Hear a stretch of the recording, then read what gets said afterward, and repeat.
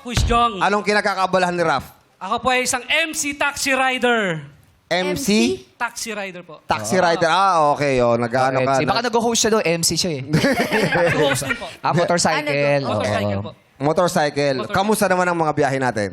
Sa ngayon po, dahil yung nga po, mataas ang presyo ng gasolina. So, mahirap, pero, di ba, kung sasabay ka sa hirap ng buhay, kung susuko ka, mababaliwala. Pero, laban lang, di ba? Kasi hindi naman laging mahirap eh. Sabi nga, di ba, hindi laging nasa ilalim, minsan nasa gitna. Dahil sa Yes. dulo pala, sa dulo. Ano ba talaga? Kasi Gulong yan, parang umiikot eh. di ba? Umiikot Parang lang naman kasi. Minsan nasa ilalim, pero pupunta ka rin sa ibaba. Yes. Tama. Importante, lumalaban ka ng patas. Oh, yun. Yes. Importante, lumalaban ka ng patas. Di ba? Parang ginaya lang kita eh. Pero Rap, paano mo ginagawa yun? Ngayon, tumaas nga ang gas. Eh, ikaw, MC rider ka, no? Paano mo nagagawa yun pag Ano mo titipid? na-adjust? Oo.